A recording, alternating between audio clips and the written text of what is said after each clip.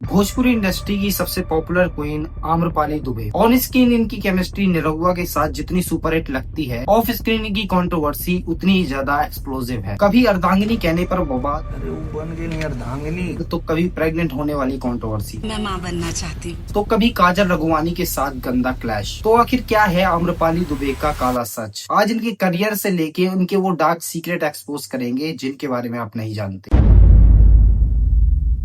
आम्रपाली दुबे 11 जनवरी 1987 को यूपी के गोरखपुर में पैदा हुई थी। इनकी फैमिली ओरिजिन यूपी से बिलोंग करती है, लेकिन बचपन से ही आम्रपाली दुबे अपने दादा के साथ मुंबई शिफ्ट हो गई थी। मुंबई के भवन कॉलेज से अपनी ग्रेजुएशन करने के बाद आम्रपाली दुबे का फिल्म इंडस्ट्री से कोई भी रिलेशन नहीं था। उन्हें लगता था कि वो पढ़ाई लिखाई करके एक डॉक्टर बनेंगी, लेकिन पढ़ाई करते करते उन्हें एक्टिंग में इंटरेस्ट आने लगा। बस फिर क्या था, ऑडिशन का सिलसिला शुरू हुआ। स्टार्टिंग डेज में काफी सारे रिजेक्शन फेस करने के बाद साल 2008 से साल 2009 के बीच उन्हें हिंदी टीवी इंडस्ट्री में एक रोल मिला। उन्होंने 7 फेरे, सलोनी का सफर और मायका जैसे टीवी सीरियल्स में छोटे मोटे रोल किए, लेकिन असली पहचान मिली एनडीटीवी के पॉपुलर शो रहना है तेरी पलकों की छाव में से, जहां उन्होंने सुमन का एक लीड रोल प्ले किया था। शो हिट हुआ, लोग इन्हें पहचानने लगे, लेकिन टीवी में सक्सेसफुल होने के बाद आम्रपाली को वो स्टारडम नहीं मिल रहा था जो वो चाहती थी। और फिर एंट्री होती है उनकी लाइफ में एक सबसे बड़े टर्निंग पॉइंट की। साल 2014 जब आम्रपाली को उनकी लाइफ की सबसे बड़ी फिल्म निरहुआ हिंदुस्तानी ऑफर हुई थी। उन्हें लगता था कि टीवी इंडस्ट्री छोड़कर फिल्मों में जाना उनके लिए काफी ज्यादा रिस्की होगा, लेकिन उनकी फैमिली ने उन्हें उस टाइम पर काफी सपोर्ट किया, जिसके बाद उन्होंने निरहुआ हिंदुस्तानी फिल्म के लिए साइन कर लिया। और ये फिल्म उनकी लाइफ का टर्निंग पॉइंट बना और बहुत बड़ी सुपरहिट रही। फिल्म में आम्रपाली दुबे की एक्टिंग और उनकी इनोसेंस ने लोगों को उनका दीवाना बना दिया। ओवरनाइट एक Hindi TV actress Bhojpuri industry की सेंसेशन बन गई। इसके बाद आम्रपाली दुबे ने निरहुआ के साथ बैक टू बैक काफी सारी मूवीज में काम किया, जैसे पटना से पाकिस्तान, निरहुआ हिंदुस्तानी 2, निरहुआ रिक्शे वाला 2 और बॉर्डर। निरहुआ और आम्रपाली की जोड़ी भोजपुरी इंडस्ट्री की फेवरेट जोड़ी बन गई। यहाँ तक कि भोजपुरी ऑडियंस ने भी इन्हें बहुत प्यार दिया, और ये प्यार बस ऑन स्क्रीन नहीं बल्कि ऑफ स्क्रीन भी दिखने लगा। जिसके बाद काफी सारे न्यूज आर्टिकल्स में ये रिपोर्ट आने लगी कि निरहुआ और आम्रपाली का सीरियस अफेयर चल रहा है। निरहुआ और आम्रपाली ने लगभग 30 से 35 फिल्में एक साथ की हैं। सेट पर दोनों की केमिस्ट्री इतनी नेचुरल और इंटेंस थी कि सेट पर स्पॉट बॉय तक चौंक गए। दोनों हर जगह साथ दिखने लगे। अपनी वैनिटी वैन में घंटों एक दूसरे से बातें करते, आउटडोर शूट पर एक दूसरे के साथ ट्रैवल करते, और अवार्ड शो में हमेशा एक दूसरे का हाथ पकड़े हुए नजर आते हैं। लेकिन क्या आपको पता है कि निरहुआ की शादी ऑलरेडी हो चुकी है? निरहुआ की शादी साल 2000 में मनसा देवी से हो चुकी है, और साथ में उनके 2 बच्चे भी हैं। ये है निरहुआ की एक्चुअल वाइफ मनसा देवी। और आप में से कितने लोगों ने इन्हें निरहुआ के साथ देखा है? निरहुआ की वाइफ के बारे में एक्चुअली में कोई जानता ही नहीं है। निरहुआ ने ओपनली एक पॉडकास्ट में कहा है, मेरी शादी जबरदस्ती कराई गई थी और मुझे अपनी वाइफ से बिल्कुल भी प्यार नहीं है। मेरे माता पिताजी मेरी बात नहीं सुने, मेरी शादी जबरी करवा दी है। मैं कहता रहा कि रुक जाइए, हमको थोड़ा कुछ करने दीजिए, बनने दीजिए। होता ना जीवन साथी वो हो, मतलब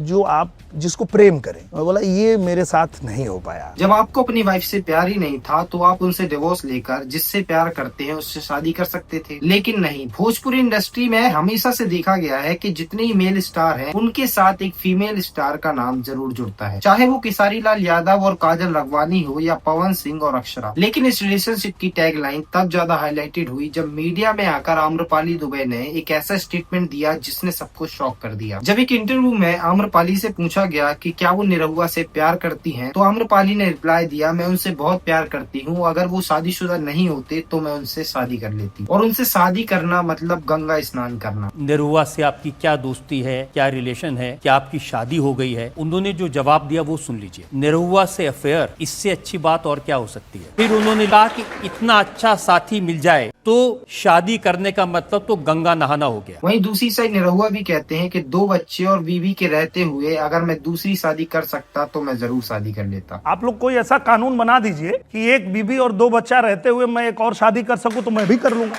आप एक बार एक क्लिप ध्यान से देखिए जिसमें निरहुआ और आम्रपाली दुबे स्वामी रामभद्राचार्य जी से मिलने जाते हैं। तो वहाँ पर स्वामी रामभद्राचार्य जी निरहुआ से बोलते हैं, ये तुम्हारी बहन है? तो निरहुआ कुछ ये जवाब देते हैं, मेरी बहन है।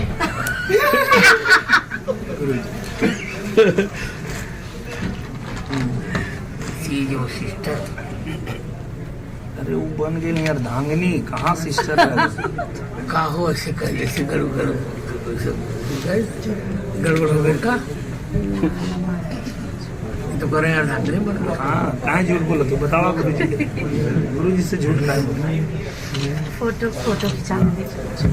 अर्धांगिनी बन रहे। हाँ गुरु जी। सिर्फ इतना ही नहीं, अभी रिसेंटली भोजपुरी बवाल शो में काजल राघवानी भी निरहुआ और आम्रपाली के रिलेशन को ब्रूटली एक्सपोज कर देती है। जैसे आम्रपाली जी ने कहा डिनर से निकल के दिनेश जी को कि मैं कब से फोन कर रही थी आपको, क्यों बैठे थे वहाँ पे, क्यों नहीं आ रहे थे। अरे वो दिनेश जी का लुकआउट है, वो क्यों नहीं आ रहे थे, वो अच्छा बन रहे थे, आपको क्यों बुरा लगा। आप हाथ पकड़ के लेके जाती, फिर आप गाड़ी में जाके क्यों रोक जमा रही है। कहीं ऐसा तो नहीं है ना वो जो बीबी वाला लाइव वीडियो आ गया पूजा करते हुए, तो आपने इतना उनको हड़का दिया होगा अगर मतलब पर्सनली, तो उनको 3 दिन बाद बोलना पड़ेगा नहीं नहीं बाबा मैं सिर्फ अपना फर्ज निभा रहा हूँ, मेरा और कोई वो मैं प्यार नहीं करता। क्यों नहीं करते, आपके तो बच्चे भी हैं मुझसे प्यारे प्यारे। मेरी आवाज मैं नाक से बोलती हूँ, मैं जैसे भी बोलती हूँ, भगवान की देन है जो दिया है, मुझे उससे कोई प्रॉब्लम नहीं है। मैं नाक से बोलती हूँ, आपकी नाक टेढ़ी थी, आपने सीधी करवा ली ऑपरेशन करके, लेकिन मैं आवाज को ऑपरेट करके मैं आवाज नहीं चेंज कर सकती हूँ, तो आई एम वेरी सॉरी उसके लिए। मैं आर्टिस्ट हूँ, मैं एक्टर हूँ, चलो लोगों ने मुझे प्यार दिया, मुझे एक्टिंग नहीं आती, आपके हिसाब से मैं कुछ नहीं करती हूँ,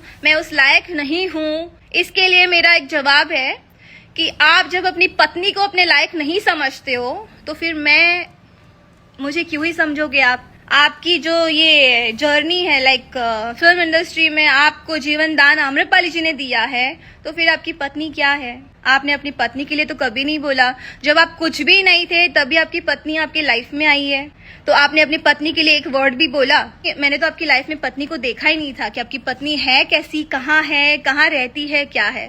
बट अभी रिसेंटली आपका एक पूजा करते हुए वीडियो आ गया, तो आपको 3 दिन में आपको इंटरव्यू देना पड़ा और बोलना पड़ा कि मैं अपनी पत्नी से प्यार नहीं करता, मैं तो फर्ज निभा रहा हूँ। क्यों भाई, 25 साल में आपको अभी याद आया क्योंकि आपकी पत्नी के साथ आपकी वीडियो वायरल हो गई। अब इसके लिए मैं क्या ही बोलूं। 4 असिस्टेंट को आपके रूम के पास भेजता था जिसमें आप दोनों बैठे रहते थे कि मैम शॉट रेडी है। एक गया, आप नहीं आए, फिर दूसरे को भेजा, आप नहीं आए, तीसरे को भेजा, आप नहीं आए, डायरेक्टर गया लेने के लिए, आर्टिस्ट मैं, किरण जी और भी जो आर्टिस्ट थे वहाँ पे सेट पे बैठे हुए शॉट के लिए रेडी है, और हीरो का वेट हो रहा है, हीरोइन का वेट हो रहा है।